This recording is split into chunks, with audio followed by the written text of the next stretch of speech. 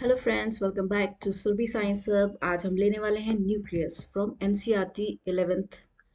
तो न्यूक्लियस जो होता है उसको सेंट्रल यूनिट भी कहा जाता है, उसको ब्रेन भी कहा जाता है और उसको कंट्रोल सेंटर भी कहा जाता है। और ये सिर्फ इसलिए क्योंकि उसके पास क्रोमोसोम्स होते हैं और वो कंट्रोल करता है जो भी मूवमेंट होते हैं सेल के अंदर। अगर हम बात करें डिटेल में थोड़ा सा न्यूक्लियस के ऊपर, तो इसके अंदर सबसे पहले रॉबर्ट ब्राउन ने इसको 1831 में डिस्क्राइब किया था। और क्रोमेटिन नाम जो दिया गया था वो फ्लेमिंग ने दिया था। इसको हम एक निमोनिक से याद करते हैं, crow fly in air. So chromatin is Flemming is related to chromatin.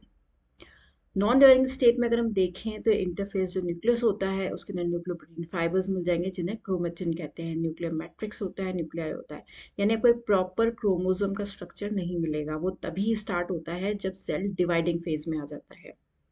Nuclear membrane जो होती है वो दो तरीके होती है, because it's a double membrane structure. और इन दोनों मेम्ब्रेन्स के बीच में होती है perinuclear space. Double membrane structure में जो आउटर मेम्ब्रेन होती है वो कंटिन्यूस होती है एंडोप्लाज्मिक रेटिकुलम से, और इसमें राइबोसोम्स भी प्रेजेंट होते हैं। इसके अलावा जो न्यूक्लियर मेम्ब्रेन होती है उसमें न्यूक्लियर पोर्स प्रेजेंट होते हैं। और इन न्यूक्लियर पोर्स का क्या फंक्शन होता है, ये मूवमेंट कराते हैं आरएनए और प्रोटीन मॉलिक्यूल्स का in and out of the cell, between in and out यानी बिटवीन न्यूक्लियस एंड साइटोप्लाज्म। अगर हम एक स्ट्रक्चर देखें इसका, ये कुछ इस तरह का होता है। ये मैंने बहुत ही सिंपल स्ट्रक्चर एक लिया है जो कि अगर आपको एग्जाम में बनाना हो तो बहुत ईजिली और जल्दी बन जाएगा। इसमें आप देख सकते हैं न्यूक्लियोलस है, फिर क्रोमेटिन फाइबर्स हैं, nuclear membrane and nuclear pore. It's a simple basic structure. अब हम बात करते हैं अबाउट न्यूक्लियोप्लाज्म की या न्यूक्लियर मैट्रिक्स की। न्यूक्लियोप्लाज्म जो होता है उसके अंदर होता है न्यूक्लियोलस, और जैसा कि हमने कहा क्रोमेटिन भी प्रेजेंट होता है। न्यूक्लियोलस क्योंकि मेम्ब्रेन बाउंड नहीं होता, और इसलिए इसका जो भी मटेरियल होता है वो पूरे न्यूक्लियस के साथ थोड़ा थोड़ा इंटरमिंगल होता रहता है। It's an active site for ribosomal RNA synthesis, यानी इसका मतलब जहाँ पे भी आपको ज़्यादा आरएनए चाहिए या ज़्यादा प्रोटीन सिंथेसिस चाहिए तो वहाँ पे लार्ज और मोर न्यूक्लियोलाई मिलते हैं। अब हम आते हैं एक बेसिक स्ट्रक्चर, और वो है क्रोमोसोम का। क्रोमोसोम जैसे कि बताया कि जब सेल्स डिवाइड होने लग जाती है तो क्रोमेटिन्स जो होते हैं वो क्रोमोसोम में कन्वर्ट होते हैं। सो क्रोमोसोम्स का अगर देखें तो वो DNA, histone proteins, non histone proteins और आरएनए की भी बने होते हैं। और एक लेफ्ट साइड में जो आप डायग्राम देख रहे हैं, इसके अंदर शॉर्ट आर्म और लॉन्ग आर्म है। जो शॉर्ट आर्म होता है उसको हम पी आर्म भी कहते हैं, और जो लॉन्ग आर्म होता है वो क्यू आर्म कहलाता है।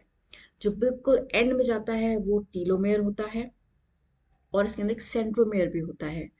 सेंट्रोमेयर की वजह से एक बो शेप्ड स्ट्रक्चर लगता है इसका। और अगर सेंट्रोमेयर के साइड में देखें, जहाँ पे थोड़ा सा कॉन्वेक्स टाइप स्ट्रक्चर बनता है उसको काइनेटोकोर कहते हैं। कुछ ऐसे भी होते हैं जो सैटेलाइट फॉर्म करते हैं, जैसे कि हम राइट साइड वाले डायग्राम में देख रहे हैं। इसमें कॉन्स्ट्रिक्शन है सेकेंडरी, प्राइमरी, और इस तरह से सैटेलाइट भी बनी होती है। इस तरह के क्रोमोसोम को हम सेट बियरिंग क्रोमोसोम भी कहते हैं। अब क्रोमोसोम जो टाइप्स होती है दैट डिपेंड्स अपॉन कि उसमें किस तरह का सेंट्रोमेयर प्रेजेंट है। जैसे कि यहाँ पे हम टीलोसेंट्रिक देखें तो एकदम टर्मिनल एंड पे है, तो इसलिए ये टीलोसेंट्रिक है। एक्रोसेंट्रिक में ये थोड़ा सा बीच में आ गया है। सब मेटासेंट्रिक में ये मिडल से थोड़ा आगे बढ़ गया है। और सबसे बेटर है मेटासेंट्रिक क्योंकि ये बहुत मिडल में होता है सेंट्रोमेयर। और पी और Q arms almost equal length के बनते हैं यहाँ पे। तो ये चार तरीके के क्रोमोसोम्स होते हैं।